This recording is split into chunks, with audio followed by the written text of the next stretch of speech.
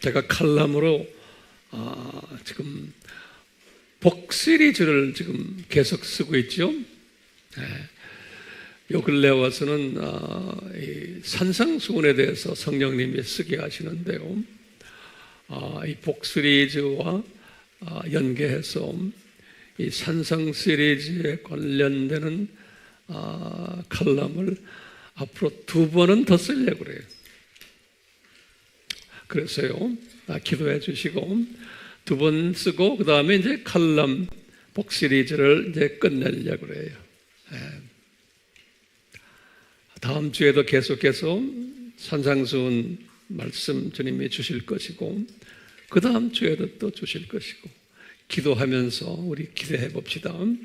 저도 주님이 주셔야지만 글을 쓸 수 있어요. 그래서 계속 주님께 메시지를 제가 지금 받고 있어요. 우리 오늘은 그 노아에 관한 이야기를 할 터인데요. 말씀 속에서 노아에게 은혜를 베푸신 우리 예수님, 여기에 관한 말씀을 할 터인데요. 굉장히 중요한 우리에게 주시는 말씀이에요. 이 노아의 때와 같다라고 말씀하셨잖아요. 이 말씀 오늘 좀 잘 묵상하시며 상고하시길 바라요. 이 노아의 때와 같다 그럴 때요, 한번 우리 몇 가지 중요한 이슈들이 있어요. 첫 번째는 뭐냐면요, 노아 하면서요, 이분이 어떤 분이었냐면 창세기 6장에 분명히 말씀했어요. 이분은, 노아는 여호와, 예수님이에요. 여호와와 동행하셨다라는 아주 특별한 표현을 썼었어요. 동행하셨다. 그 말은 영어로 아주 기가 막히게 표현했어요. 같이 걸었다. 그래서 walked with 그랬어요. W-A-L-K, walked죠. walked with Jesus 그랬어요. 그러니까 노아가 이 예수님과 함께 걸으셨다. 그래서 이 기가 막힌 말씀을 했어요. 근데 똑같이 에녹한테도 똑같은 이 표현을 썼어요. 에녹도 창세기 5장에 이 여호와와 함께 walked with, 걸었다 그랬어요. 이 말씀이 우리를 굉장히 감동케 해요. 그리고 우리가 들림받는 하나님의 자녀가 되려면 이 단어에 적용되는 삶을 살아야 돼요. Walked with Jesus. 그러니까 저와 우리 모두는 이 세대에 예수님과 같이 걸으셔야 돼요.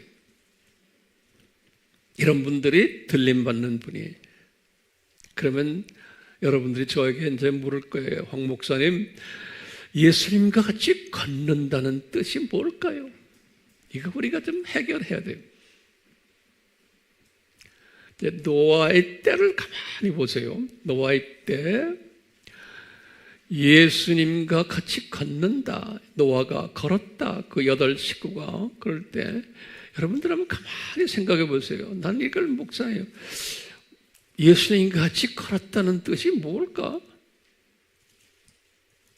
그럼 한번 저를 좀 도와주세요. 여러분들 묵상하세요. 계속해서. 이 말이 뭐예요?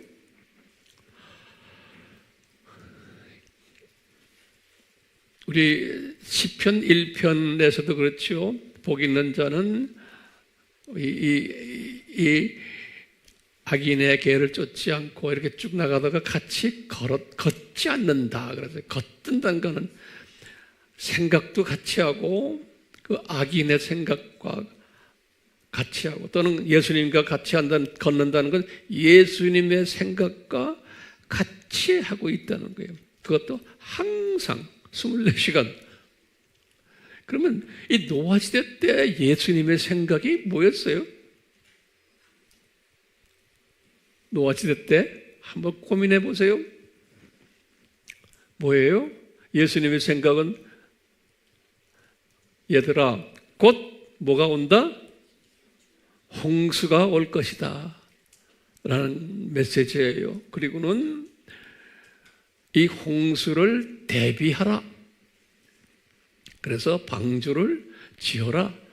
이 방주 짓는 일에 적극 참여해라.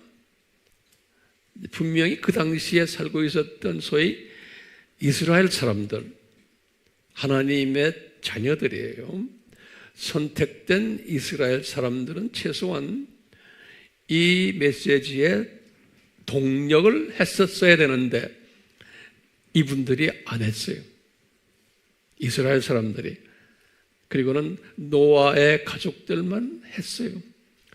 이걸 가만히 생각하면서 이것을 지금 오늘날로 우리가 이제 비교를 하는 거예요. 오늘날 이스라엘 사람들은 누구예요? 교회 다니는 기독교인들이에요. 하나님의 자녀들이에요. 이 사람들이 예수님의 공중 재림이 있다고 메시지를 전해도 관심이 없고 듣지도 않고 방주 짓는 데에 참여도 하지 않았다는 것을 노아의 시대로 보여주고 있어요. 그러니까 우리가 살고 있는 이 세대에도 마찬가지예요. 교회가 예수님의 공중 재림, 다시 말하면 7년 환란이 올 것을 아무리 말을 해도 듣지도 않고 관심도 없을 것을 예시해 주고 있어요. 그렇기 때문에 노아는 관심을 보여줬다. 그래서 he walked with, 예수님과 같이 걸어갔다는 거예요. 예수님의 마음이 그게였거든요. 그러니까 오늘날도 우리가요, 예수님과 같이 걷는다는 뜻은 뭐냐? 곧 머지않아 7년 환란이 있을 것이고 공중 재림이 있고 환란이 있을 것을 항상 생각하면서 사는 사람이, 그런 사람이 예수님과 동행하는 사람이에요. 그런데 워킹 했다는 것은 움직이는 거예요. 움직이는 거. 걸어가는 게, 서 있는 게 아니고요. 이 말은 액션을 취하는 거예요. 곧 예수님이 공중 재림이 있을 거다라고 하고는 우리가 뭐 해야 돼요? 깨어서 준비하고 외치는 일을 해야 되는 거예요. 저는 여러분들을 이런 사람으로 인도시켜 드리기 위해서 주님이 이 단에다 세우셨어요. 영상으로 공부하는 분들도 마찬가지, 우리 아바 공부하는 분들도. 그런데 그런 사람은 많지 않을 것을 예수님이 예표로 보여주셨어요. 노아의 때여야 똑같다는 거예요. 많지 않을 것을, 아주 소수라는 것을.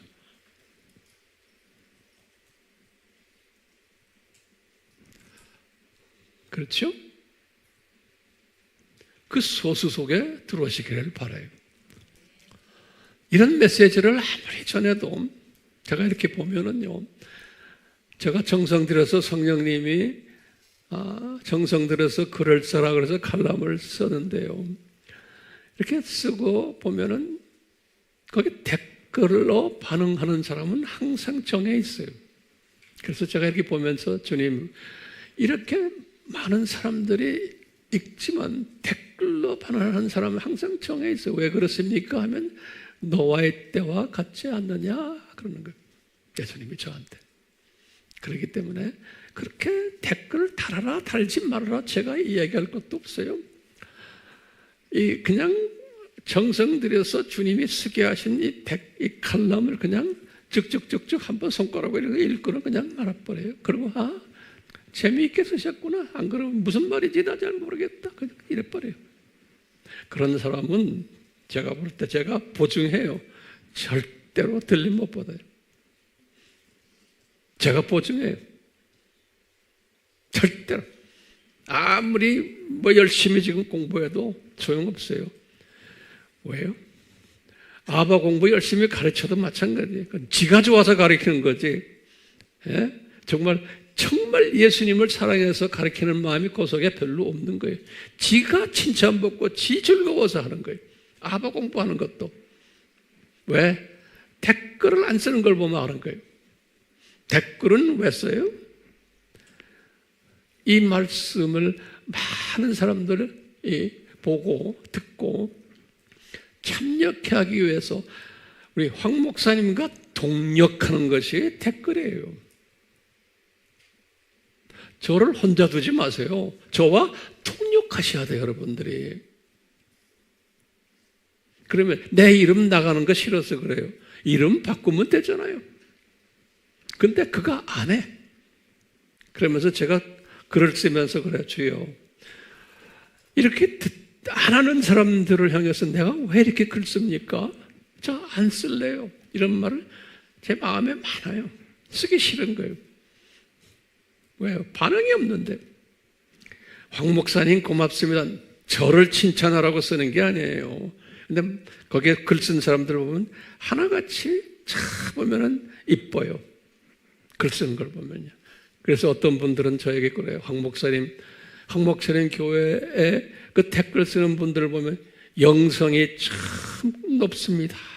그 목사님들이 그런 말은 저에게 가끔 해요. 예.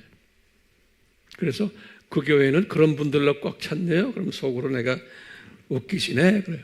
그렇지 않습니다. 나 그래요. 왜? 댓글을 안 써요. 댓글 안 써갖고 어떡하실래? 이거 여러분들이 전도를 할 수 있는 좋은 기회를 주님이 주신데 거기에 참여를 안 하는 거예요. 왜? 바빠가지고. 근데 보면은 대부분의 우리 교인들도 마찬가지일 거예요.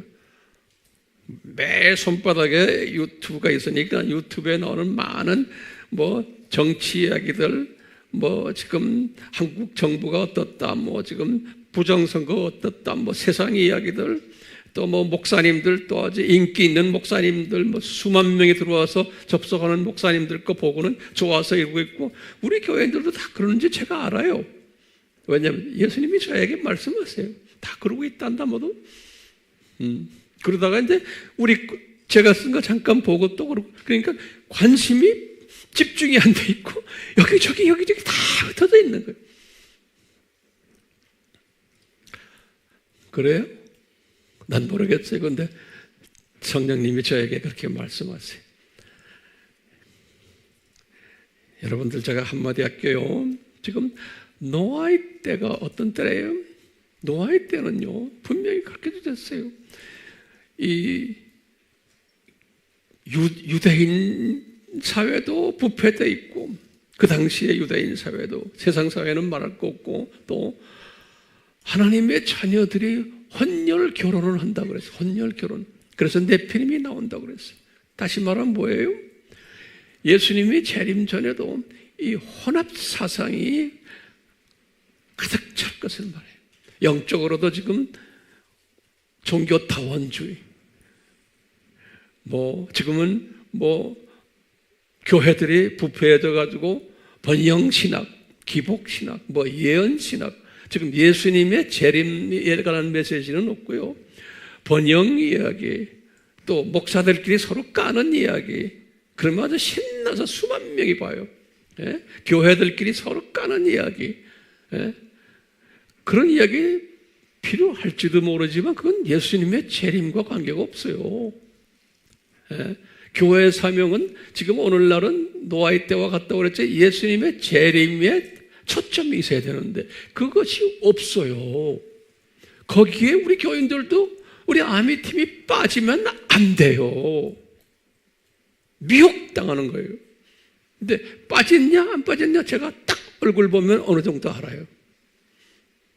열심히 아미 공부하지만 거기에도 또 빠져 있는 거예요.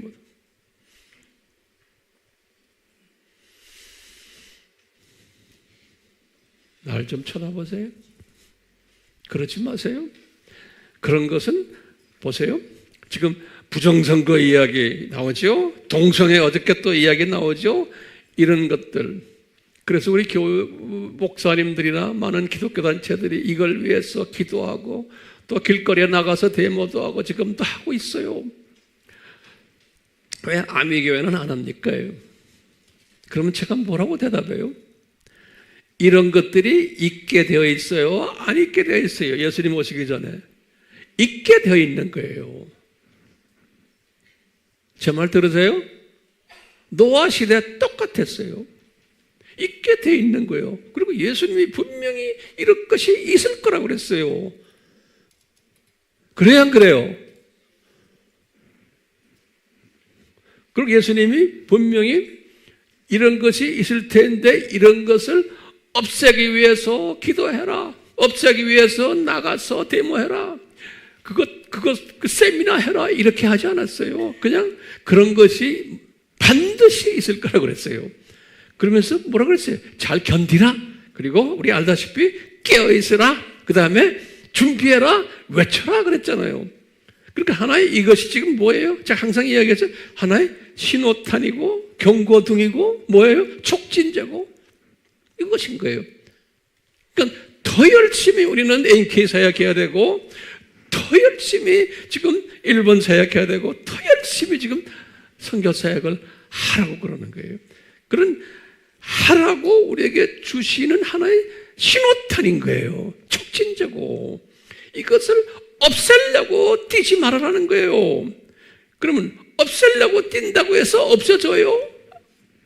안 없어지는 것만이 아니라 더 심하게 되어 있는 거예요. 앞으로 더 심한 부정선거가 있을 테고 사회가 더 더러워지고 제가 벌써 10년, 15년 전에 동성애가 앞으로 더 심해진다고 얘기했어요. 그래요, 안 그래요? 동성애 없어지자 기도 100번 해보세요. 기도하는 건 좋아요. 그렇지만 기도한다고 없어지는 게 아니고 더 심하게 돼 있게끔 돼 있는 거예요. 예수님 말씀 아니에요. 그러니까 이럴 때마다 우리는 어떻게 돼? 그걸 없애주세요. 그놈들과 싸웁시다. 그것은 무슨 시각이에요? 참새 시각 안 그러면 무슨 시각이에요? 두더지 시각? 병아리 시각인 거예요. 세상 사람들은 그렇게 해요. 근데 대부분의 교회가 그 수준인 거예요. 큰 그림 독수리 시각을 볼 때는 6,000년 이 시대, 이 마지막 시대에 이런 일이 일어나게 돼 있다고 예수님이 말씀하신 거예요. 노아의 때와 같다라고 말했으니까 우리는 큰 시각을 보는 사람들, 아하! 우리는 이제 오실 예수님을 위해서 우리가 열심히 뛰자! 이렇게 나와야 되는 거예요. 이걸 없애버리자 그러면 없어지면 안 없어져요. 그러면 예수님의 뜻과 반대인 거예요. 이걸 없애자고 하는 사람들은. 왜냐? 시각이 참새 시각이나 고작해요. 참새 시각인 거예요.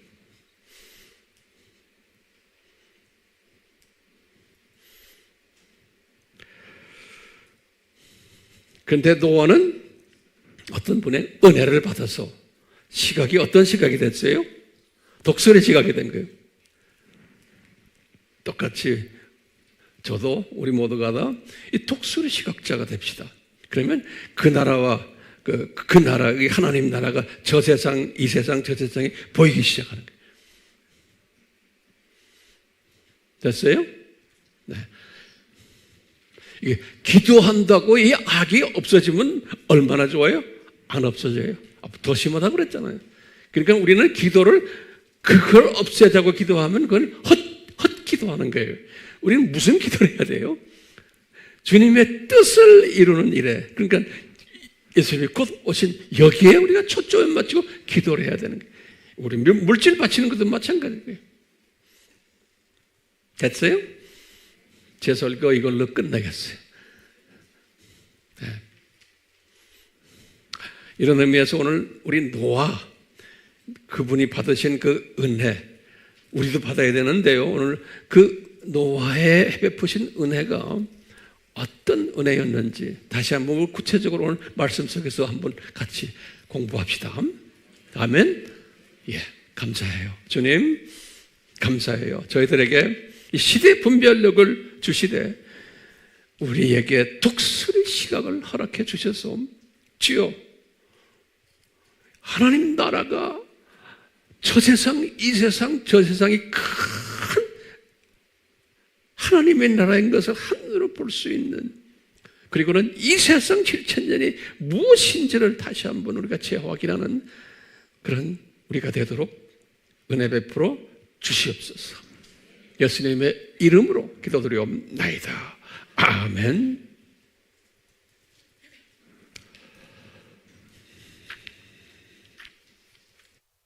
우리 두짐승 시리즈 계속 할 터인데요.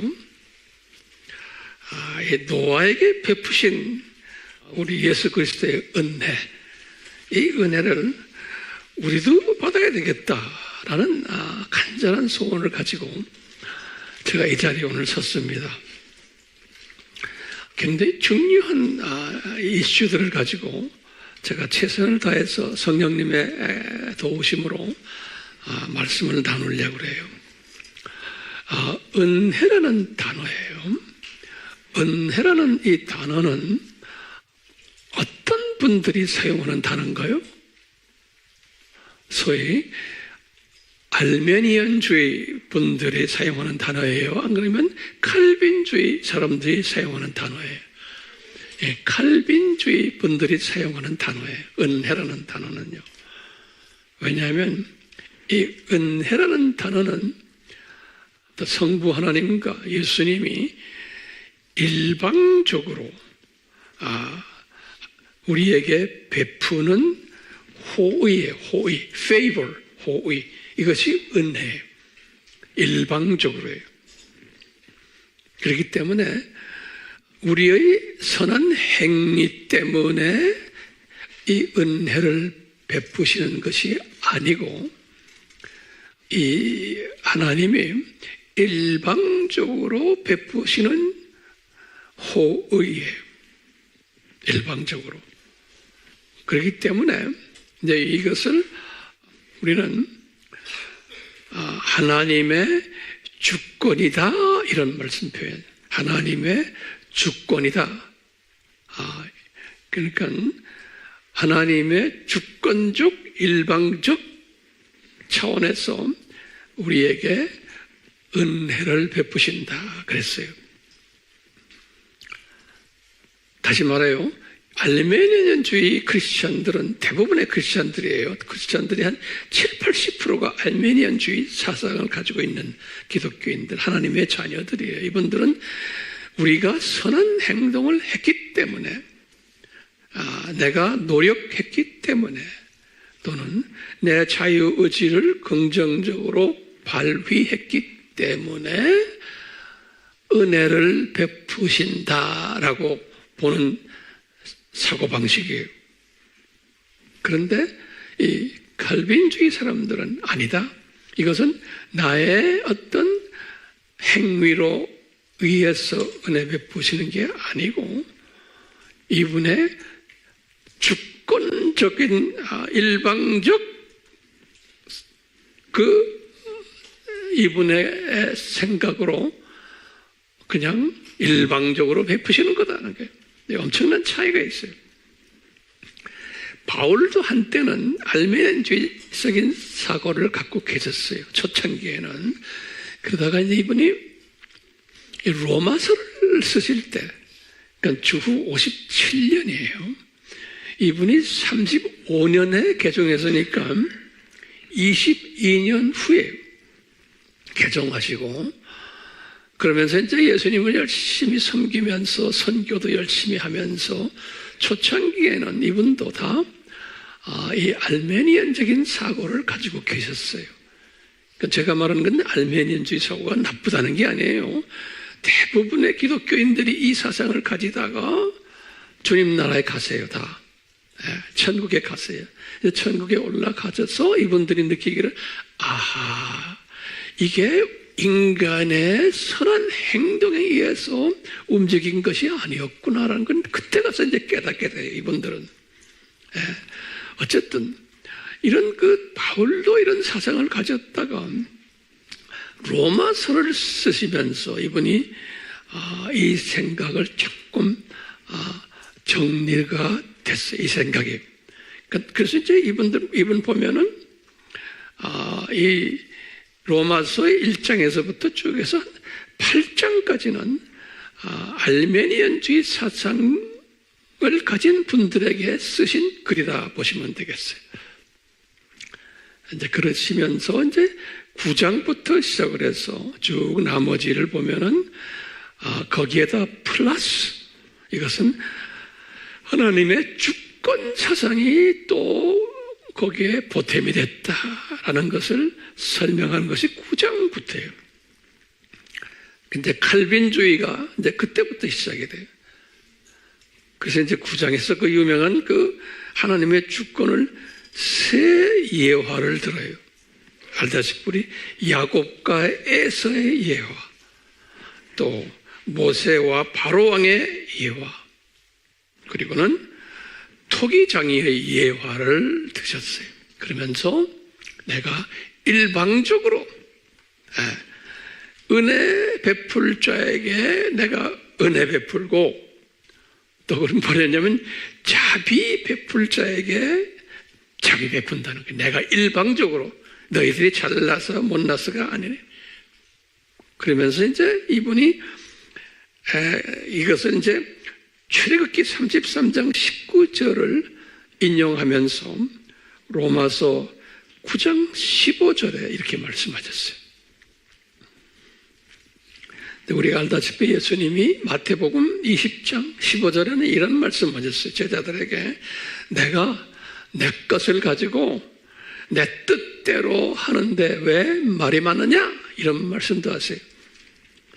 마태복음 20장 15절이에요. 또 시편 127편 1절에는 예수님이 이런 말씀하셨어요. 나의 그 은혜 없이 너희들이 집을 아무리 지어봐라, 그게 다 헛수고다 그런다고요. 또는 예수님이 계속해서 그렇게 나의 은혜가 없이 이 파수꾼들아 열심히 성을 지키기 위하여 그거 다 헛수고다 그런다고. 네 노력으로 되는 게 아니라는 거예요. 그렇기 때문에 심하게 이런 말씀도 하세요. 마태복음 10장 29절에 참새 한 마리도 내가 허락하지 않고는 떨어질 수 없다 그러는 거예요. 그러니까 참새의 자유의지로 지가 떨어지는 게 아니고 날다가 거기에는 예수님의 뭐가 있다? 주권이 거기에 뒤에 숨겨져 있다는 거예요. 그러니까 이런 것을 우리가 참 이해하기 힘들어요. 그렇기 때문에 알메니안주의 사고를 가진 분들은 이런 말들을 그냥 한쪽 귀로 듣고 말아버려요. 그리고 불편해해요. 어떻게 우리 인간들에게 이렇게 자유의지를 주셨는데 그것을 예수님이 이런 식으로 말씀하십니까? 이제 이런 이야기들, 그러면서 이제 은혜라는 단어가 이 예수님의 이 주권과 연계되어 있는 단어예요. 그래서요, 오늘은 저 은혜 이야기를 조금 좀 자세히 같이 나누려고 해요. 은혜라는 이 단어는 에스더죠. 우리 에스더에도 이런 말을 했어요. 은혜는 호의와 연결돼. 그래서 이제 성경에 에스더에게는 은혜를 줬고 호의를 줬다, 이런 단어를 쓰셨어요. 예수님께서요. 자, 그런데요, 이 은혜라는 단어는 우리 성부와 성자를 통해서 베푸시는 일반적인 호의예요. 예. 그렇기 때문에요, 한번 우리가 여쭤보는 거예요. 칼빈주의를 생각하는 사람들은 이 은혜와 호의가 언제 나에게 베풀어졌나? 라고 한번 물어보는 거예요.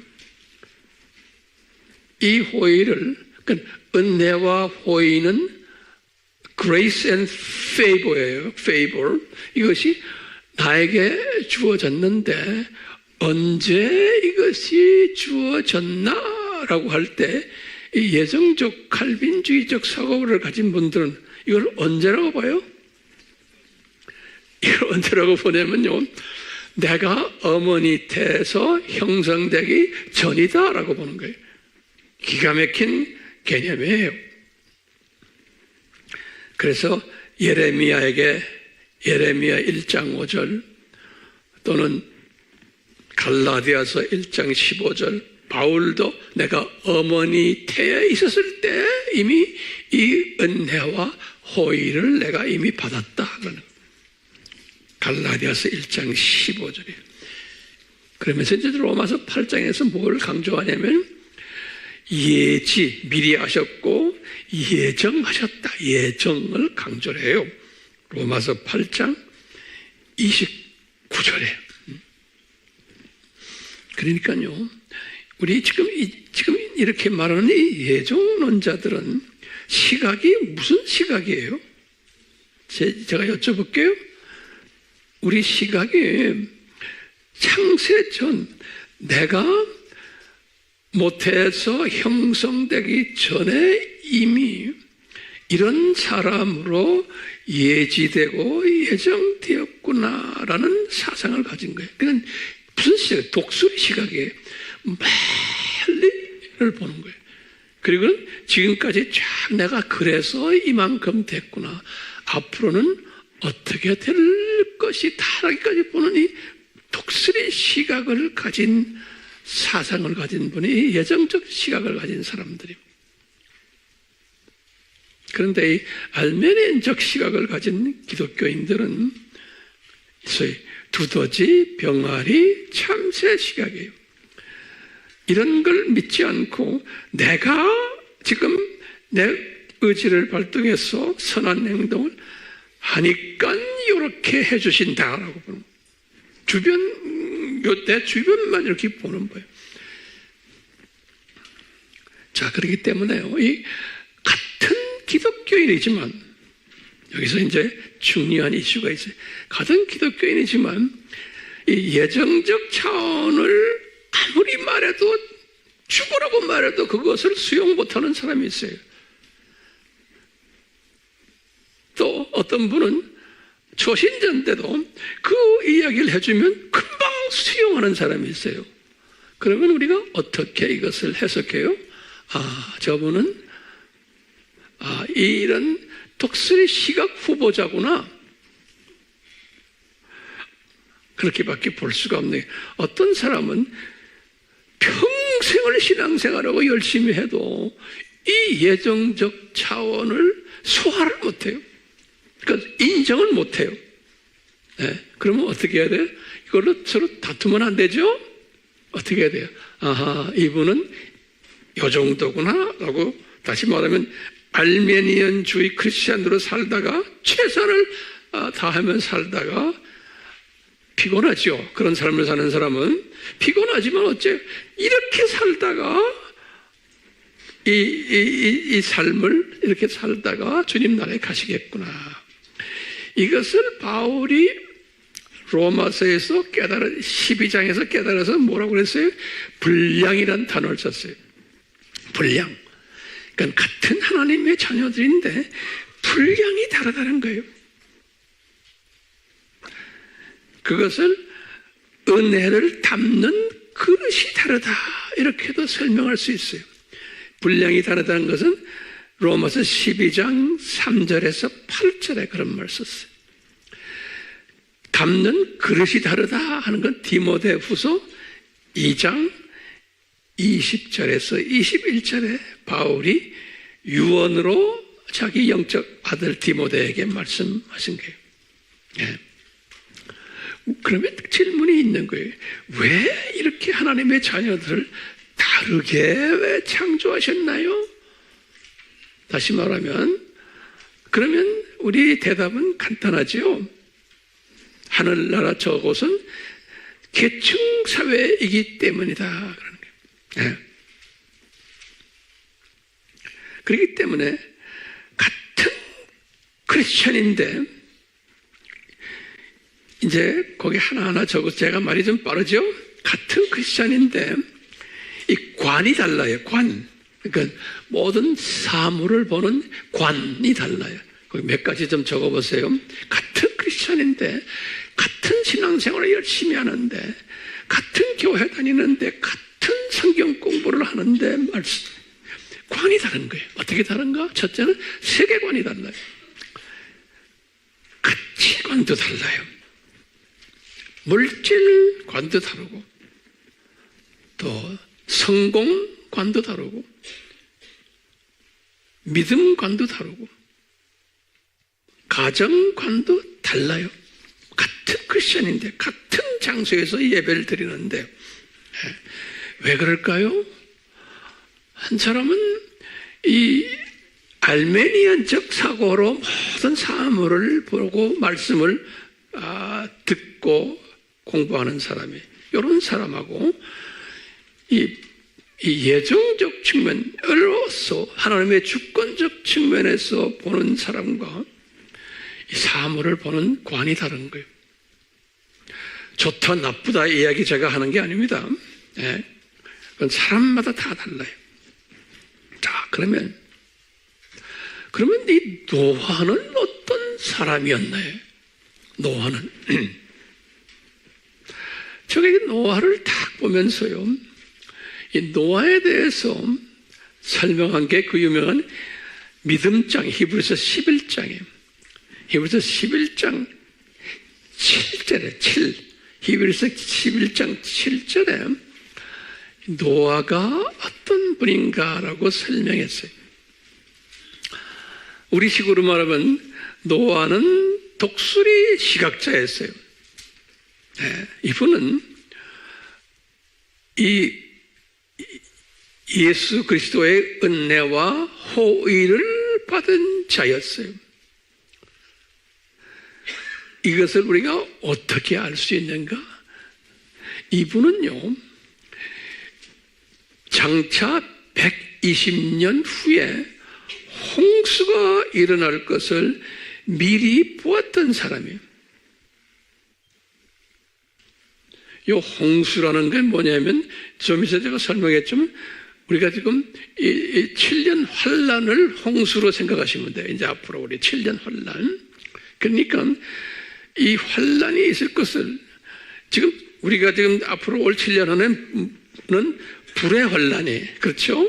근데 홍수는 무슨 환란이에요? 물의 환란이에요. 물의 환란. 그래서 예수님이 이 노아 때와 같다고 해서, 내가 재림에 올 때가 노아 때와 같다는 것은 그 노아 때의 상황이 예수님의 공중 재림에 올 때의 상황과 똑같다는 거예요. 오늘 우리가 그 부분을 좀 정리해 보려고 그래요. 그러니까 노아는 뭘 봤어요? 120년 후에 물의 심판이 있을 것을 미리 본 거예요. 그럼 오늘날 우리가 노아처럼 되려면 어떻게 돼요?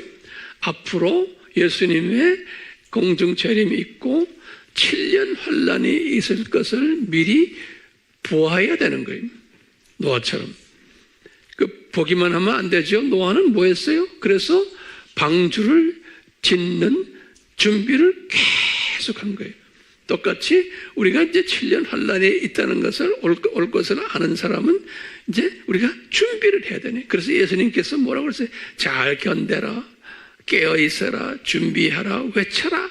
요걸 하신 거예요. 노아가 방주 짓는 것과 똑같은 말씀을 하신 거예요. 그러니까 노아는 방주를 그렇게 지었잖아요. 똑같이 우리가 깨어서 준비하고 외치는 사람이 방주를 짓는 사람과 똑같은 거예요. 똑같아요. 이 노아는 그 당시에 이렇게 보면서 노아와 그 가족들만 이제 그렇게 준비를 했잖아요. 근데 그 나머지 분들은 그러면 사탄의 자녀들인가? 나머지 분들 다는 사탄의 자녀가 아니죠. 그 안에 소수가, 왜 소수예요? 예수님은 하나님의 자녀는 소수라고 그랬잖아요. 그러니까 노아의 가족들만 하나님의 자녀가 아니에요.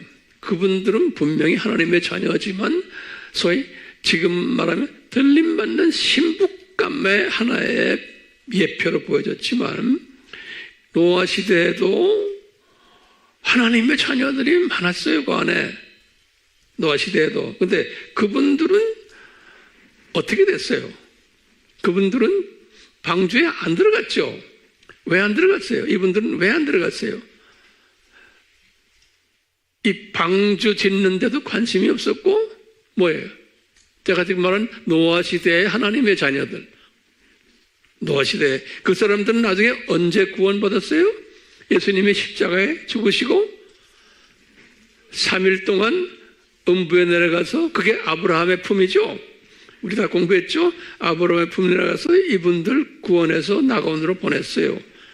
그런데 이 사람들은 숫자는 얼마나 되는지 모르지만 이 사람들은 어떤 사람이에요? 하나님의 자녀들인데 홍수에 대한 그 경고에 관심이 있었어요? 없었어요?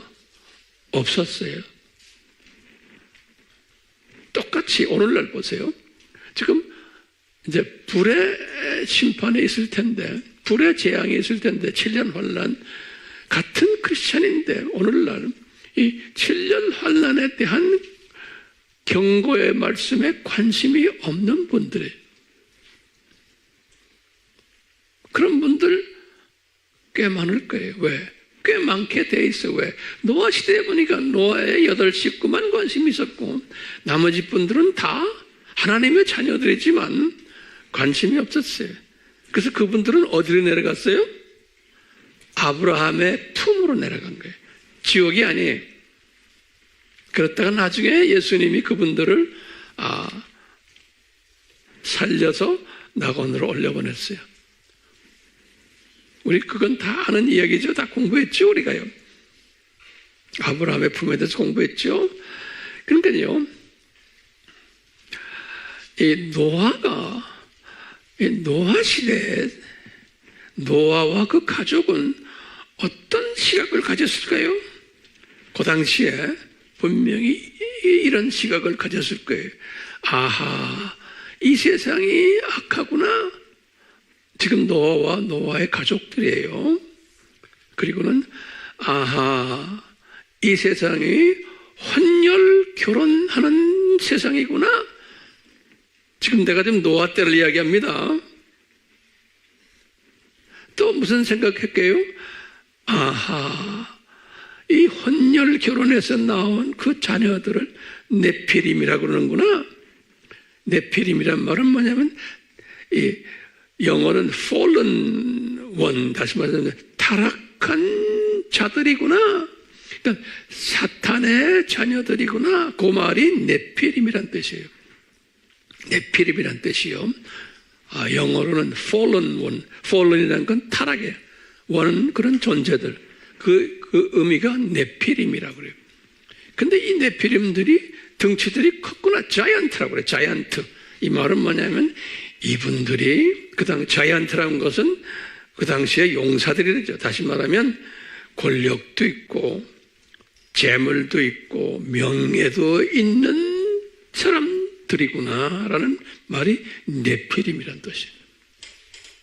다시 말하면 노아의 홍수가 온다고 아무리 외쳐도 듣지 않고 있는 사람들이 이 사탄의 자녀들을 이야기하는 거예요. 사탄, 그러다 이분들은 나중에 다 이제 홍수에 의해서 멸망당했잖아요. 이 사람들이 네피림들이구나. 그러니까 이걸 우리가 뒤집어서 예수님의 지금 재림 전에도 이 네피림 같은 존재들이 있을 거라는 게, 그 존재들이 누구예요? 그러면 오늘날 예수님이 두 짐승인 거예요. 이 두 짐승 그룹이 네피림처럼 크고 재력도 있고 정치 권력, 경제 권력 다 가지고 있고 문화 권력 다 가지고 있죠. 그다음 유명세 다 타고 있죠. 그러면서 예수님이 노아에게 그랬어요. 이 세력들이 온 세상을 점령하고 창대했다 그랬어요. 다시 말하면 전 세계를 이 세력들이 깔고 있었다 그러는 거예요. 똑같이 오늘날도 지금 그런 때에 우리가 살고 있어요.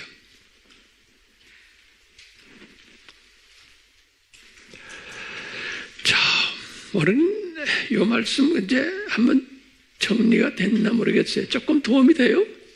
지금 이게 비교를 하는 게 제가요. 비교를 하는데,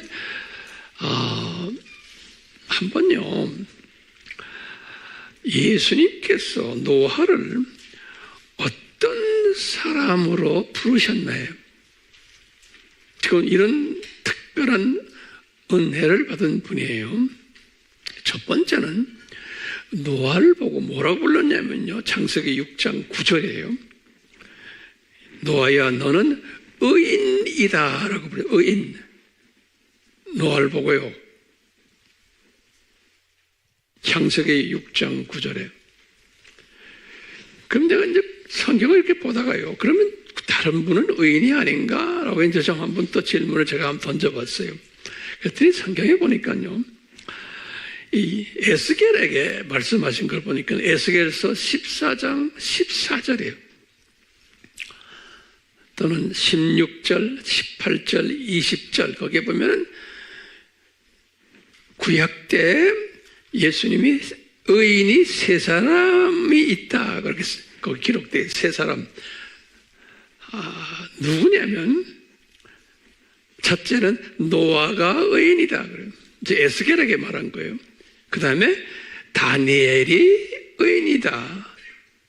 그리고는 욥이 의인이다 그랬어요. 이 세 분을 가지고 보면 어려움을 경험하고 나중에 이제 다 그것을 회복한 분들이 보니까요. 근데 뭐 딴 분들도 다 의인이겠지만 특별히 예수님의 시각에서는요, 노아와 다니엘과 욥을 의인이라 그랬어요. 그 다음에요, 그런 의미에서 의인이에요. 그 다음에 창세기 6장 9절에 노아를 또 어떤 사람으로 표현했냐면요, 완전한 사람이다 라고 표현했어요. perfect man 그랬어요. 네. 그럼 이게 문제가 있는 거예요. 그러면요, 이 100% perfect man은 인간이 없어요. 예수님밖에. 그러니까 우리 예수님만 인성을 가졌을 때 perfect man이었어요. 예수님만. 거기 성경 구절을 제가 드릴게요. 첫 번째는 베드로전서 1장 19절이에요. 흠없는 어린 양의 죄 없는 퍼펙한. 또 두 번째는 베드로전서 2장 22절에 보면요, 베드로가 말한 거예요. 죄가 없으신 예수님이에요. 무죄하신 예수님이 퍼펙하신 분이에요. 또 바울이 말하기를 고린도 후서 5장 21절에는 바울이 예수님은 죄를 알지도 못하신 분이다 그랬어요. 죄를 알지도 못하신 분이다 그랬어요. 제가 다시 말해요. 노아를 보고요, 창세기 6장 9절에 예수님이 완전한 사람이다 그랬어요. perfect man. 근데 예수님만 완전한 분이시지 인간은 완전한 분이 없어요. 그럼 성경 어디에 그런 말이 있습니까? 그러면 또 적으세요. 성경에는 완전한 사람 한 분도 없다라고 기록되어 있어요. 성경에는. 성경 구절을 몇 개 드릴게요. 첫 번째는 나중에 찾아보세요. 열왕기상 8장 46절. 두 번째는 시편 14편 3절. 세 번째는 전도서 7장 20절이에요. 네 번째는 마가복음 10장 18절이에요. 또 로마서 3장 23절이에요. 하나 더요. 요한 1서 1장 8절이에요. 여기에 보면 하나같이 이 완전한 사람은 한 사람도 없다 이런 말이 다 그 말들이에요. 그런데 어떻게 여기 지금 노아를 완전한 사람이라고 예수님 말씀하셨습니까? 여기에 갈등이 오는 거예요. 그렇죠? 네. 그러면요, 이제 예수님의 입장에서는 노아를 어떻게 보셨기에 이런 말씀하셨을까? 그러면 저는 이렇게 해석하고 싶어요. 완전한 사람은 없다. 다시 노아도 예수님처럼 100% 완전하지 않다. 그렇지만 예수님의 마음은 그 당시에 모든 사람들을 비교해 볼 때, 노아 시대예요. 비교해 볼 때 이 노아 같은 사람은 없다는 거예요. 그러니까 비교적인 의미에서요. 그러니까 예수님의 마음에 아주 완전히 들었던 사람이에요. 그렇기 때문에 이 예수님을 뭐라고 그랬냐면, 예수님이 노아 보고 그는 나와 동행했다 그랬어요. 동행했다. 같이, 영어로는 he worked with me. 나와 같이 걸었다. 그러니까 항상 예수님과 함께 걸었던 사람이에요. 그런 의미에서 완전했다는 거예요. 그러니까 저나 여러분들 예수님과 동행하고 있기 때문에 예수님의 입장에서 보면 완전한 사람이, 제가 볼 때는 여러분들 중에 그런 분 많아요. 그렇기 때문에 우리 에녹을 딱 보면 알아요. 에녹이 들림받은 하나의 예표 아니에요. 에녹이 창세기 5장 22절에 분명히 그랬어요. 에녹이 여호와 하나님과 동행했다 그랬어요. 예? 그렇기 때문에 창세기 5장 22절, 그러니까 우리가 들림받는 예수님의 신부가 되려면은 우리가 24시간 예수님과 뭐 해야 돼요? 동행해야 되는 거예요. 24시간 동행하는 사람은 예수님의 입장에서 보면 완전한 사람, 네, 동행하는 사람. 자, 이 노아와 노아의 가족들은 들림받는 신부감들의 예표다, 이렇게 적으세요. 노아와 노아의 가족들은. 이제 우리가 이제 이 들림받는 신부감이 되려면 이분들처럼 돼야 되는 거예요. 그래서 예표로 보여준 거예요. 자, 그러면 그 특징들 몇 가지 제가 발견했어요. 이분들의 특징들. 그러니까 우리 그 특징 속에 우리가 들어가야 돼요. 첫 번째 특징이 뭐냐? 소수라는 거예요. 소수. 다수가 아닌 거예요. 8명 뿐이었어요. 창세기 7장 7절에 보면.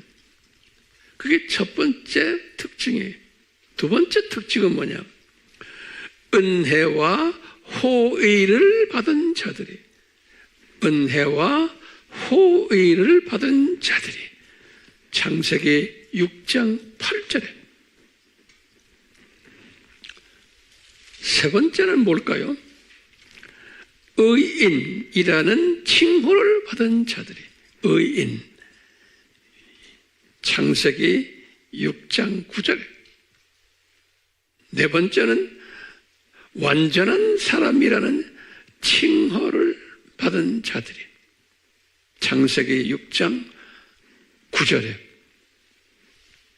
다섯 번째는 하나님과 동행했던 분들이, 창세기 6장 9절에. 여섯 번째는 히브리서에서 이야기하는 건데, 장차 홍수 심판이 있을 것을 경고를 받고는, 여기 중요한 개념이에요. 이분들이 지금 노아와 노아의 가족이 홍수 경고를 받고는 경외함으로 방주 예비했다 그랬어요. 그 경외함으로 방주를 예비했다. 히브리서 11장 7절에 여기 우리에게 적용이 돼요. 이제 머지않아 이제 우리가 7년 환란이 올 터인데, 다시 말하면 홍수가 올 터인데, 거기에 우리가 민감하게 반응하면서 그 말씀에, 그 경고에 경외하면서 방주 예비한 거예요. 우리가요. 방주 예배했다는 말은 우리가 깨어서 준비하며 외쳤다는 거예요. 그게 히브리서에서 이야기하는 거예요. 또 히브리서에서 뭐라 그랬냐면요, 7번째로 히브리서 11장 7절이에요. 뭐라고 그랬냐면, 이 분들이, 다시 말하면 노아와 그 가족들이 이 세상을 정죄했다 그래요. 정죄. 이 말은 무슨 말인가요? 이분들이 당시 그 세상이 아주 악하구나, 이렇게 알고 있었다는 거예요. 또 말하면요, 아하, 이 세상 임금이 사탄이구나, 이것을 알고 있었다는 거예요. 뿐만 아니라, 아하, 이 혼혈 아들이, 네피림들이, 이놈들이 재물, 권력, 명예를 다 가지고 있구나, 이것을 알았다는 거예요. 이것을, 이 세상을 정죄했다, 이렇게 표현을. 다른 말로 보면 시대 분별력을 가지고 있었다라고 하시면 돼요. 똑같이 오늘날 우리가 이 신부감이 되려면 우리가 똑같이 이 시대의 분별력을 가지고 있어야 되는 거예요. 그래서 지금 이런 공부를 하는 거예요.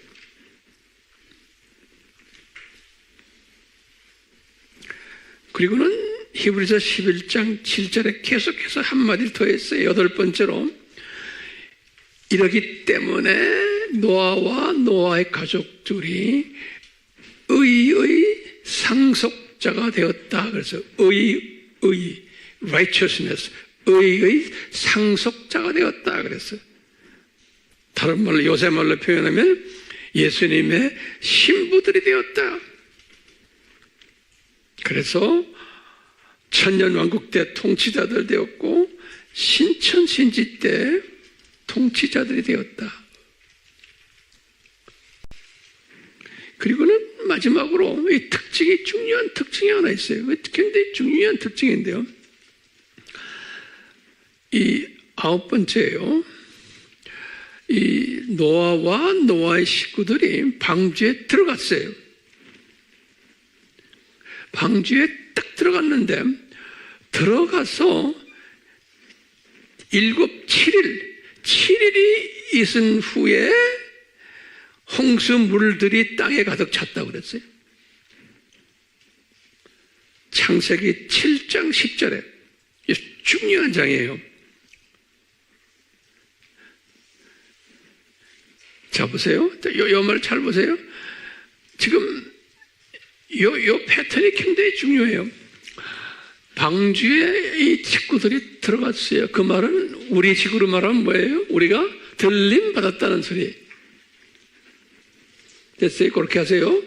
우리가 들림 받은 후에, 그리고는 7일 후에 홍수의 물들이 땅에 가득 차버렸다는 거예요. 이 말은 뭐예요? 우리가 들림 받고 7년 환란 홍수가 일어날 것을 말해주는 거예요. 그러니까 환란 전 들림이에요. 제 말씀 소화되세요?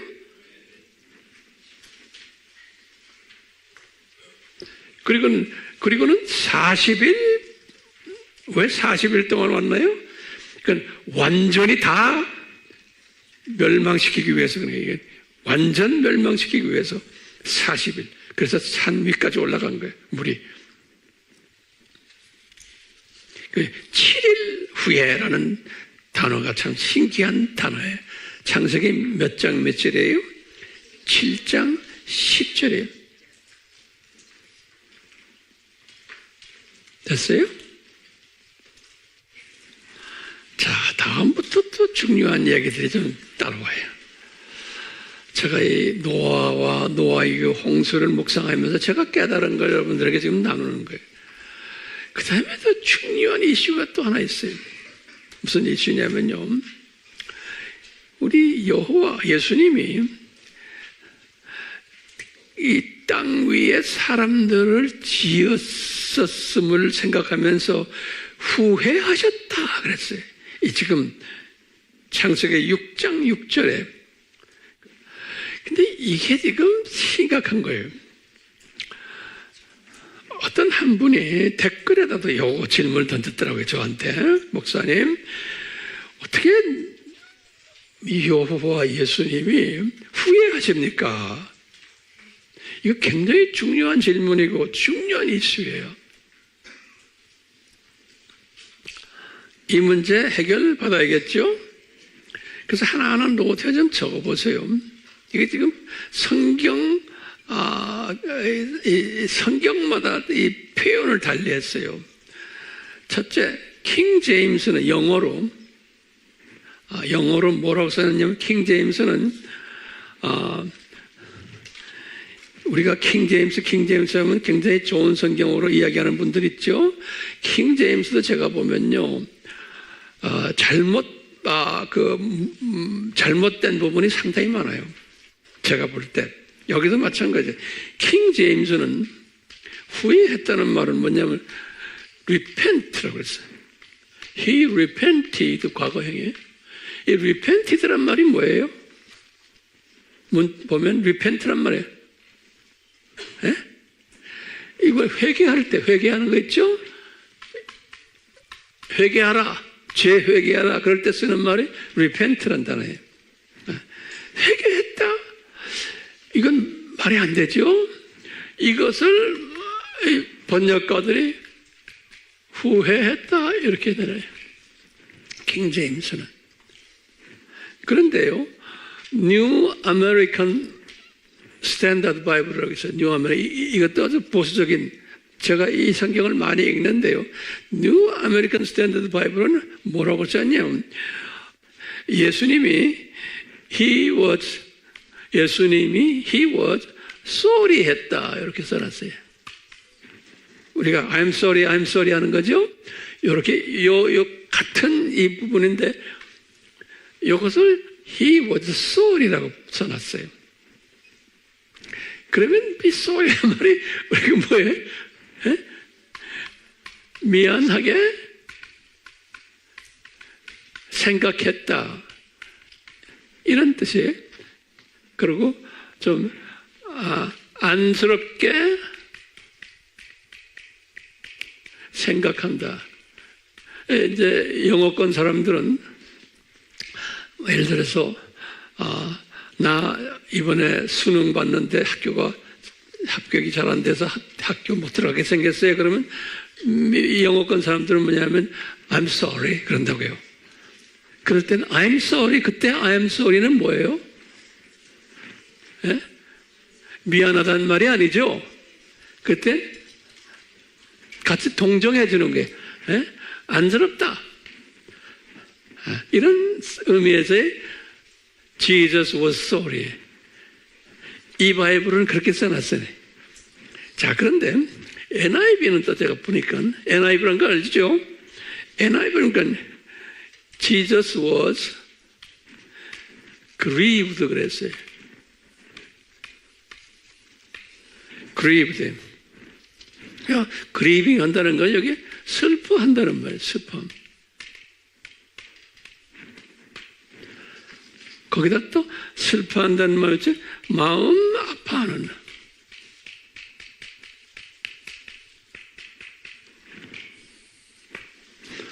이렇게 표현해놨어요. 그래서 제가 이렇게 이 책을 다 보고는 내 마음에 안 드는 거예요.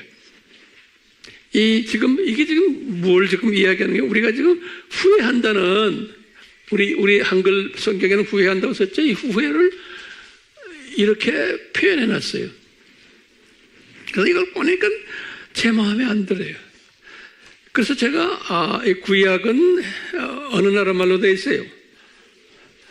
유대 말로 되어 있잖아요. 히브리 말로. 그래서 제가 히브리 원어를 한번 들여다봤어요. 제 히브리 원어 책을 내가 들여다봐. 이게 도대체 뭐라고 써놨냐? 원어로. 그러니까 제가 딱 보니까 히브리 원어로는 제가 글씨는 안 써요. 발음은 낙함이라고 써 있어요. 낙함. 요즘 후회한다는 말이에요. 낙함이라는 단어를 썼어요. 낙함. 그래서 이 낙함이라는 단어를 제가요, 한번 사전을 찾아봤어요. 이런 것만 설명하는 사전이 있어요. 그러니까 제가 여러분들에게 이런 걸 가르치려면 별난 문서들을 제가 다 가지고 있어야 돼요. 그렇죠? 이거 없으면 안 돼요. 이 낙함을 뭐라고 또 표현했냐 딱 보니까요, 다 영어로 되어 있는 거예요. to sigh라고 이렇게 표현했어요. 또 뭐라고 써있냐? to pity 그랬어요. 이거 한번 나하고 같이 연구해 봅시다. 이 sigh라는 말이 뭐예요? 이 sigh라는 말은 이렇게 한숨 쉬다 이런 말. 한숨 쉬셨다. 또는 거기 깊은 숨을 쉬셨다. 한숨 쉬셨다. 과거형이다. 이게 지금 예수님이 깊은 숨을 쉬셨다. 이렇게 표현해. 피티란 말은 뭐예요? 피티. 이게 사람을 가련하게 생각하셨다. 이런 뜻이에요.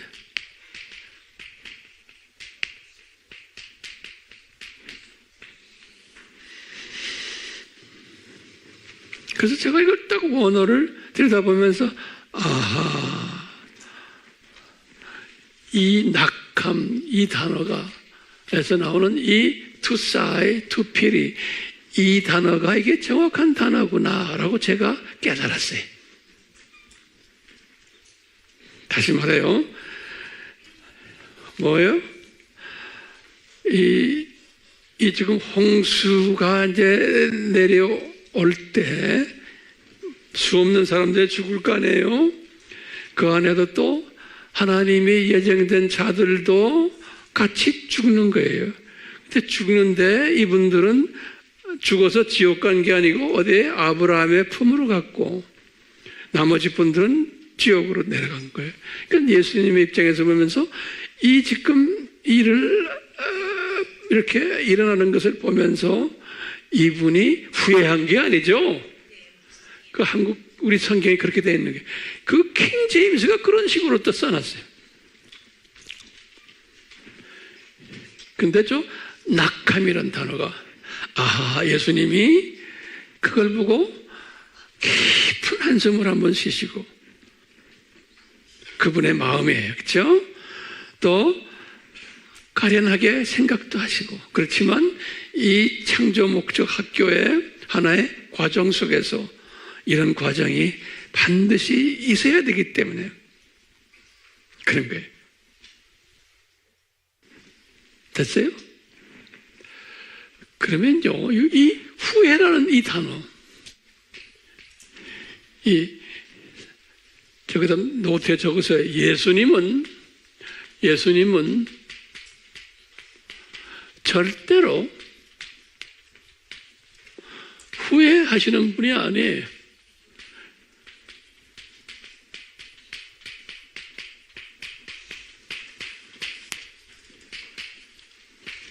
성경 구절 드릴게요.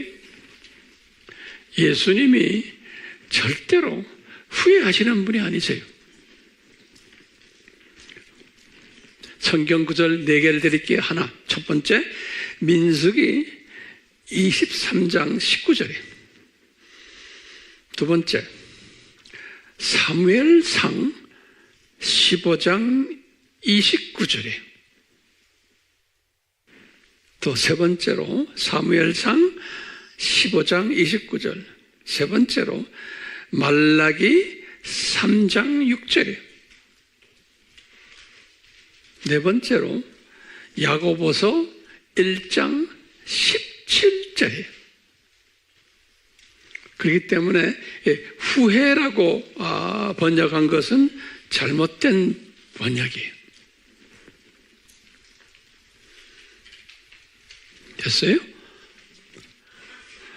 자, 한 분은 이렇게 한번 질문 던지세요. 노아 시대 때 도대체 인구가 몇 명이었을까 해요. 노아 시대 때. 그러면 제가 칠판에다 적지 않아요. 노트에다 꼭 적으세요. 첫 번째는 아담에서부터 홍수까지가 1500년이에요. 아담이 주전 4000이고 홍수가 주전 2500이에요. 그러니까 지금 1500년 동안에 보세요. 아담 부부가 아기를 낳아가지고 1500년 동안에 얼마나 인구가 됐을까? 이거 계산하는 사람들이 또 있어요. 특히 수학 쪽에 좀 머리가 있는 분들은. 왜냐하면 이 당시는요 1000년씩 살았어요. 그것도 적으세요. 중요한 개념이에요. 여러분들 이제 가르칠 때 이걸 잘 정리하셔야 돼요. 1000년씩 살았어요. 사람들이. 그것뿐이 아니라 일부 다처제였어요. 일부 다처제.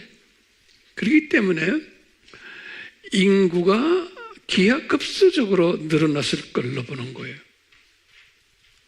그래서 이 수학을 하는 분들이 이 인구를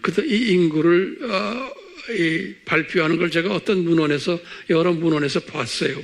오래전에, 한 30년 전에 제가 젊었을 때 이런 고민을 하면서 그랬더니 그분들이 계산한 사람들을 보면 아주 보수적으로는 60억, 더 조금 보면 80억까지 보는 사람이 있는 거예요. 그 당시에. 그렇다면 이 80억이라는 인구가 있었다고 본다면 예컨대 기가 막힌 이야기예요. 노아의 8 식구만 살아났고 나머지 분들 다 죽었는데 그 안에 이제 하나님의 자녀들도 한 5%에서 한 10%는 되겠잖아요. 그렇게 우리 상상할 수 있잖아요. 그러니까 하나님의 자녀들이 얼마나 많이 아브라함의 품에 갔을까라고 대강 짐작을 할 수 있는 거예요. 지금 오늘날 똑같이 예수님의 지금 공중 재림 전에 세계 인구가 80억이에요. 오늘날 기가 막히게요. 그런데 난 의문점 나는 게요. 보시면 홍수 이후에요. 지금부터 이 문제가 심각해요. 홍수 이후에 노아의 가족 8명이 있다가 우리 창세기 10장에 보면 한 70명의 이름들이 나와요. 70명 후손들이 노아의 세 아들들 통해서 유럽 사람, 아프리카 사람, 아시아 사람에서 그 이름들이 한 70명이에요. 그래서 70부족이다 우리가 이제 보고 있어요. 그러면서 예수님 때까지예요. 그게 2500년이에요. 2500년 동안 인구들이 이제 증가했을 텐데 이때는 인구가요. 인간 수명이 1000년이 아니고 70에서 80이었어요. 인간 수명이 70에서 80이었고 또 전쟁도 많았어요. 뿐만 아니라 이 전쟁으로 해서 인구가 엄청 감소가 됐던 걸로 우리가 예상하고 있어요. 1000년씩 살지 않았기 때문에 또 금방금방 인구 감소되고. 그래서 보면요, 예수님 당시의 인구가 1세기 때요 몇 명이냐? 그러면요, 어떤 문헌들이 있어요. 제가 쭉 문헌들을 보면은 인구가 1억 명이다. 1억 명. 예수님 당시의 인구가 1억 명이었다는 거예요.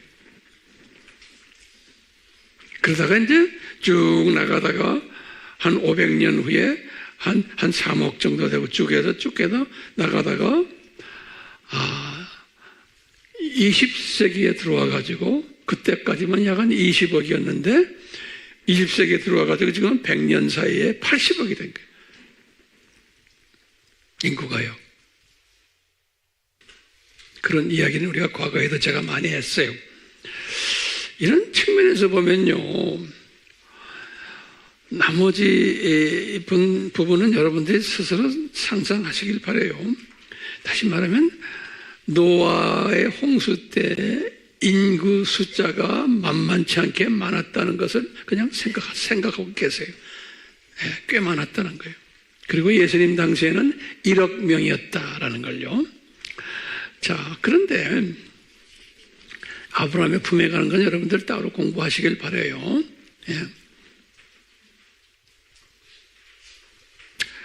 이 히브리서에 말씀하시는 게 우리를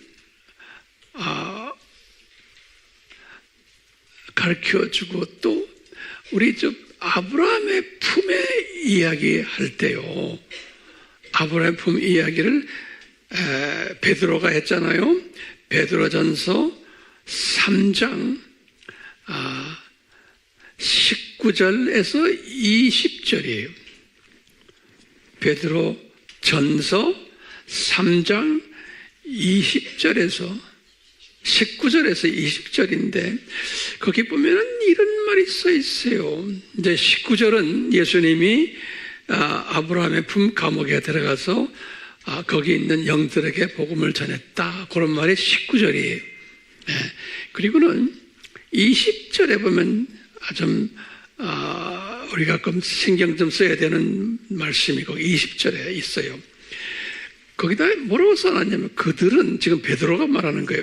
그들은 전에 노아의 날에 방주를 예비하는 동안 하나님께서 오래 참고 기다렸을 때 순종하지 아니하였던 자들이다 그랬어요. 이 말은 지금 하나님의 예정된 자녀들인데 홍수가 올 것을 준비하지 않았던 자들이다. 방주 짓는데도 참여 안 하고. 그분들 예수님이 오래 참고서 기다리면는데 그래도 순종 안 했던 자들이 어디로 내려갔다? 아브라함의 품으로 내려갔다. 이런 말씀 썼어요. 이것을 지금 오늘날로 우리가 한번 대입해 보는 거예요. 그럼 지금 아브라함의 품으로 내려갔던 분들, 오늘날 누구를 예표로 할까요? 지금 우리는 지금 그 시대에 살고 있잖아요. 그러면 오늘날 지금 7년 환란이 있다. 예수님의 공중 재림이 있다라고 말을 계속 들어오고 있는데도 한쪽 귀로만 듣고 흘려버리는 자들이, 그리고는 이들의 눈과 귀가 하나님의 자녀들이에요. 지금요 어디에 가 있어요? 이 세상 삶에 고정되어 있는 사람들이에요. 다시 말하면 신부감으로 은혜가 없는 사람들이에요.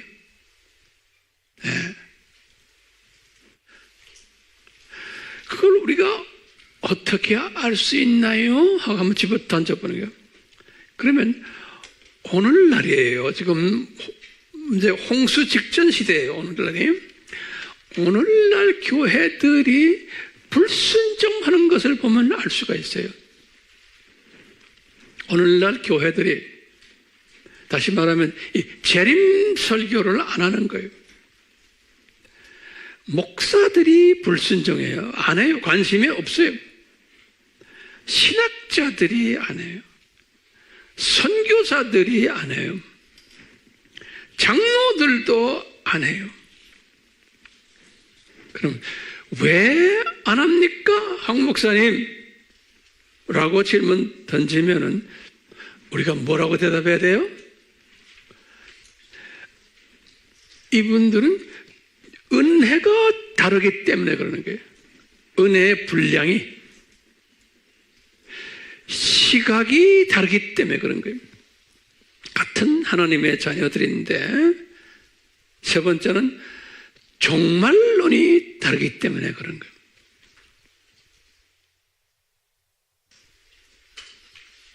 종말론이 다르기 때문에. 자, 그러면 어떻게 이들이 불순종하나요? 하고 한번 더 구체적으로 좀 해봐요. 제목에 어떻게 이들이 불순종하는가요? 그러면 첫 번째는 이분들은 예수님의 감람산 설교, 일곱인 설교, 두 짐승 설교, 이것을 전하지를 않는 거예요. 이것을 재림 메시지와 연관해서 전하지를 않는 거예요. 다시 말해, 감람산 설교, 뭐예요? 일곱인 설교, 그 다음에 두 짐승 설교, 이것을 재림과 연관해서 설교도 안 하고 말씀 전하지도 않는 게 첫 번째. 두 번째는 그 대신 이런 이 메시지들을 가지고 이 성경 구조를 변질시켜 가지고 메시지를 전하는 거예요. 이 메시지들을 변질시켜 가지고 메시지를 전하는 거예요. 그러면 어떻게 변질시켜서 하나요? 그러면 이런 성경 구조를 읽고는 그 다음에 이제 설교할 때 뭐라 해요? 기복신학을 이야기하는 거예요. 그거 읽고는 두 번째는 힐링 신학을, 힐링. 어떻게 하면 우리가 병 낫느냐? 어떻게 하면 인간 문제 해결받느냐? 힐링 메시지를 전해. 세 번째는 어떤 분들은 눈만 뜨면 입만 열면 예언하는 사람들이 있어요. 예언에다 또 갖다 대고 하는 사람이, 그런 사람들 인기 있죠. 한국 사람들, 미국 사람들, 연예인, 뭐 아프리카 사람들, 우리나라에 지금 웹에 들어와서 예언하는 사람 많아요. 네? 그놈의 예언들, 하나님의 말씀 없이 그냥 예언하면 다들 망하게 돼 있어요. 또 이런 걸 가지고, 이런 걸 가지고서는 행복 메시지를 전하고, 격려 메시지 전하고, 위로 메시지 전하고, 성공 메시지 전하고, 문제 해결 메시지 전하고, 교회 성장 메시지 전하고, 또 어떤 분들은 거기다 대고 애국 메시지 전하고, 애국, 나라 사랑하자. 다 이런 걸 가지고 해요.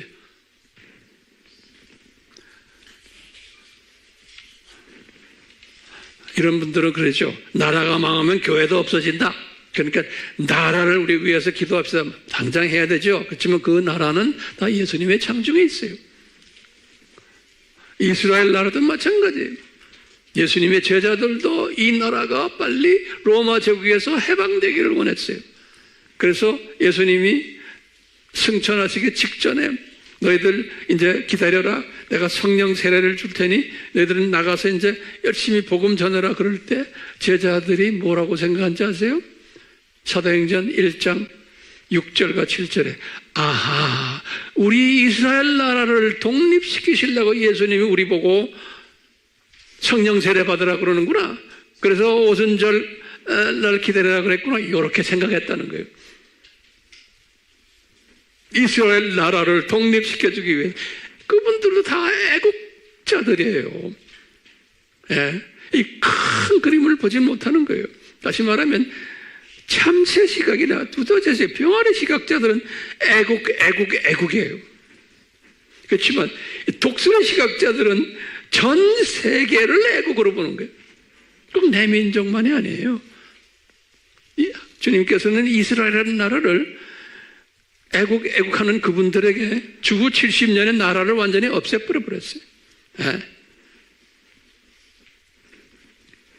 그러니까 우리가 참새 시각이나 조그만 두더지 시각을 가지면 애국 메시지가 굉장히 중요해요. 왜? 우리나라가 잘 돼야 돼.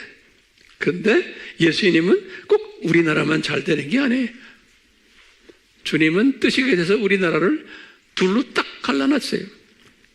뜻이 됐어. 지금 두짐승 세력인 이 중국 친구들이 지금 우리나라를 잡아먹으려고 덤벼들고 있어요. 다 예수님의 창중에서 그런 짓을 하고 있는 거예요. 때가 되면 제가 또 거기에 대한 말씀 좀 전해드릴 거예요. 자, 제가 지금 말합니다. 이 시각이, 다시 말해, 알메니안주의적 시각을 가지거나, 이 시각이 이렇게 좁은 사람들은 감람산 설교나 일곱인 설교나 두짐승 설교를 가지고 이런 식으로 설교를 하고 성경을 그런 식으로 보는 거예요. 그런데 이 복음주의 교회라는 교회들이 있어요. 복음주의 교회라고 하는데도 지금 이런 식으로 가르치고 설교하는 교회들이 엄청 많은 거예요. 이 복음주의라는 말이 뭡니까? 예수님 외에는 뭐예요? 구원이 없다라고 믿는 교회들인데 이런 식으로 지금 보는 거예요. 제가 다시 말해요. 노아 때도 노아만 큰 그림을 보고서 이분이 120년 후에 이 물의 심판이 있을 것을 보고 경고를 했어요. 그렇지만 노아 가족만 이 그림을 봤지 이 메시지를 문자적으로 그대로 믿었지. 똑같이 예수님이 재림 때도 하나님의 자녀들이지만 이 노아 홍수에 대해서 별로 관심이 없던 사람들, 그리고 홍수 이야기를 잔뜩 써놓은 지금 감람산 설교나 일곱인 설교나 두짐승 설교를 가져다가 홍수와 관계없는 예수님의 재림과 관계없는 이야기들로 가득 차게 되어 있다는 거예요. 그러니까 이런 분들은 지금 나중에 노아 때는 어디 갔어요? 어디로 내려갔어요? 아브라함의 품으로 내려간 거예요. 이런 분들은 이 말은 아브라함의 품에 내려갔다는 걸 요새 이 식으로 생각하면 뭐예요? 7년 환란으로 들어갔다는 소리. 다시 말하면 들림을 받지 못한다는 게 하나님의 자녀들인데. 자, 그런데요, 비복음주의 교회들도 또 있는 게 오늘날 다시 말하면 어떤 사람들이에요? 소위 WCC, WEA, 다는 아니지만 일부 또는 로마 카톨릭 이런 모든 팀들은 비복음주의 교회들인데 이분들은 뭘 가르쳐요? 아까 말한 이 성경 구절 같은 건 별로 읽지도 않아요. 그 성경 구절을 읽어도 그걸 가지고 다 어떤 식으로 이야기하냐면 첫째, 종교다원주의로 이야기하는 거예요. 모든 해석을, 설교를 아까 말한 지금 감람산 설교나 일곱인 또는 두짐승 이런 모든 성경 구절을 가지고 다원주의 쪽으로 몰고 가고 종교 통합으로 몰고 가고 세계 평화주의로 몰고 가고 이 세상 유토피아주의로 몰고 가고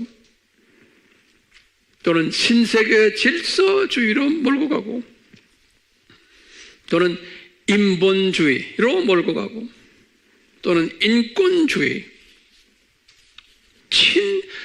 친공산사회주의 또는 친동성애주의 요새 와서는 이제 친-AI 주의로 이렇게 몰고 가는 거예요. 오늘날 지금 우리가 그런 때에 살고 있는 거예요. 제가 다시 한번 제가 간단히 정리하고 내 말씀 끝내겠어요. 자, 이제 이게 다 은혜가 없기 때문에 지금 이렇게 다 같은 기독교인인데 이렇게 다른 거예요. 그래서요, 자, 은혜 차원에서 다시 한번 정리해봐요. 다시 말하면 은혜의 분량이 차이가 있기 때문에 그 차원에서 우리가 세 종류의 교회들이 있다, 크리스천들이 있다 한번 봅시다. 제가 다시 말해요. 은혜 차원에서 같은 기독교인인데 은혜의 분량의 차이 또는 이 은혜가 없는 쪽도 있지만 하여튼 기독교인이라고 하는 오늘날 세 그룹이 있다고 보세요. 첫 번째 어떤 그룹이냐, 이 은혜의 분량은 있는 그룹이에요. 처음 둘은, 다시 말하면 첫 번째 그룹은 뭐냐면 재림 대망 그룹이에요. 예수님의 재림을 대망하는 그룹이에요. 이 복음주의 그룹이에요. 그 다음에 뭐예요? 독수리 시각 그룹이에요. 그리고 들림 그룹이에요. 또는 신부감 그룹들이에요. 이분들은 아까 말한 세 성경 말씀들, 감람산 설교, 일곱인, 두짐승 설교를 문자 그대로 보는, 예수님의 재림과 관계되게끔 보는, 이런 그룹이 있어요. 이 그룹이 많아요, 적어요? 그렇게 많지는 않죠. 이 그룹이. 자, 두 번째 그룹이에요. 두 번째 그룹은 복음주의는 복음주의인데 제가 이 그룹은 뭐냐면 재림 비대망 그룹이에요. 그러니까 다시 재림 비대망 그룹은 이런 분은 뭐냐면 무천년주의 사람들이에요. 당장 예수님 재림이 없다, 한참 있다가 온다라고 믿는 분들, 그리고 모두가 다 들림받고 모두가 다 신부들이다 믿는 그룹들이에요. 복음주의 사람들인데 이분들은 독수리 시각이요? 아니요. 내가 볼 땐 참새 시각들이. 그런 분들이 이 은혜의 분량이 달라요, 지금요. 근데 이 세 번째 그룹은 같은 기독교인이라고 하는데 이것은 가짜 기독교 그룹들이에요. 근데 이게 다수예요. 두 짐승 선호 그룹이에요. 이분들은 아까 말한 이 성경 감람산 설교나 일곱인이나 또는 이 두 짐승 이것을 나름대로 그냥 달리 해석하는 분들이에요. 이런 사람들이 지금 오늘날 굉장히 많은 거예요.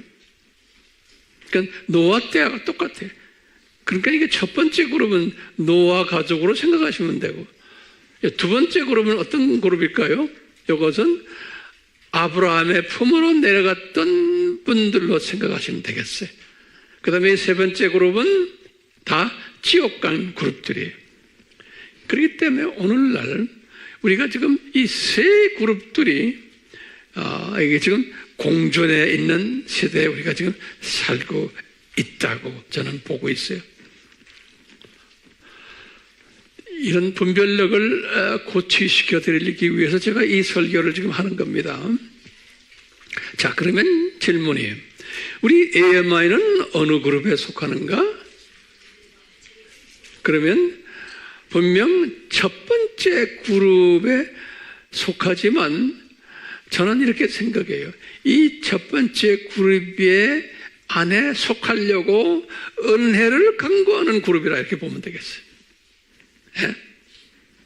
겸손한 생각을 해요. 그러니까 우리가 조금씩 이 첫 번째 그룹에 지금 들어가려고 은혜를 강구하면서 하루하루 우리가 지금 살고 있다라고 생각하시면 되겠어요.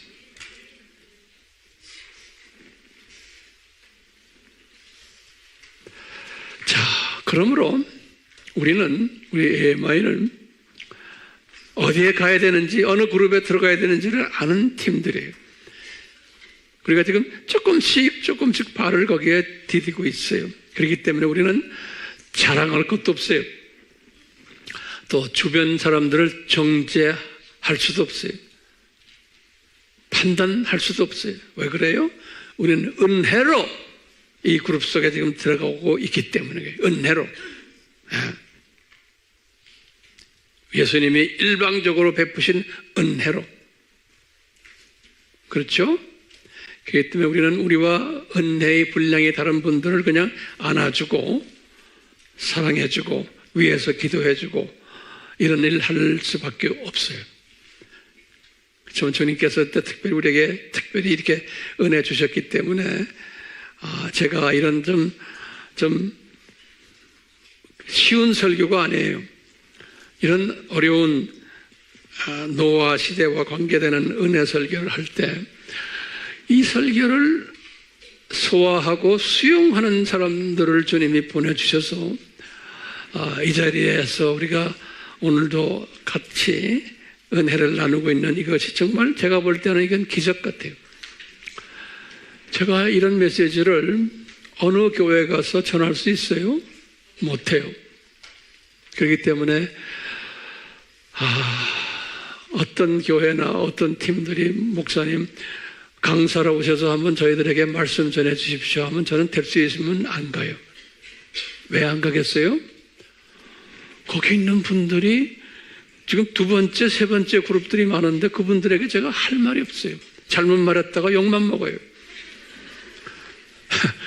그러니까 주님이 그런데 끼지 않게 하세요. 여러분들 주님의 은혜로 여기에 이렇게 오게 하신 것 우리 주님께 감사해요. 아멘. 특별한 은혜 받은 사람들이 우리 같이 기도합시다. 우리 예수님이 우리들에게 특별히 은혜를 베푸셔서 이 노아 시대의 노아와 그 가족들에 관한 은혜 받은 이야기들 서로 나누며 소화할 수 있었고 또 하나님의 자녀들이지만 그 당시에 이 홍수에 대비를 하지 않았던 분들 그분들 아브라함의 품으로 갔다가 나중에 다시 낙원으로 올려보냈던 그러한 모습들 우리가 보게 되면서 이 모든 노아 시대의 가르침들이 오늘날 우리의 삶 속에서 그대로 적용되는 가르침인 걸 깨닫고 우리에게 지혜를 주셔서 이 시대를 분별하는 분별력과 또 내가 어떻게 살아야 되는 예수님의 가르침에 집중하는 우리 모두가 되도록 은혜 내려 주시옵소서. 예수님의 이름으로 기도드리옵나이다. 아멘. 우리 예수님 이 세상 창조 목적 학교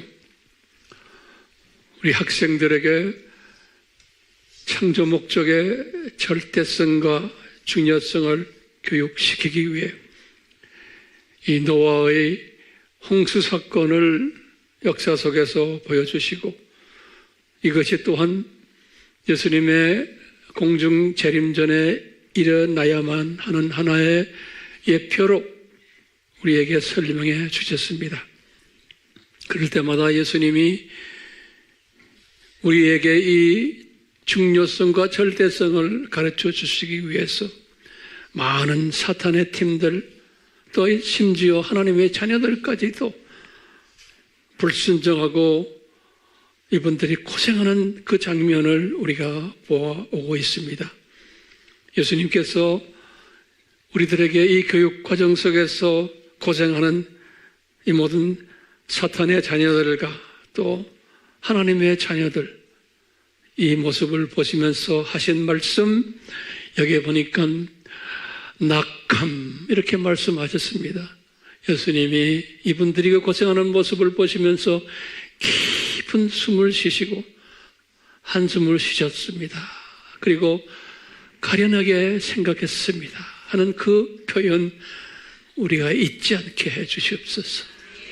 그만큼 창조 목적에 중요하다는 것을 가르쳐 주시기 위해서 이런 과정들 인간 역사 속에서 보여주셨습니다.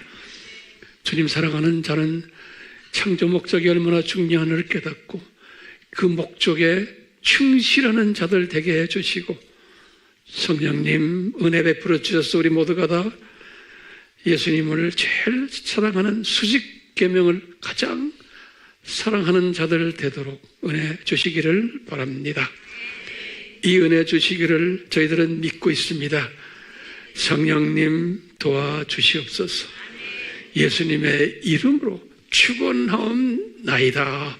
아멘.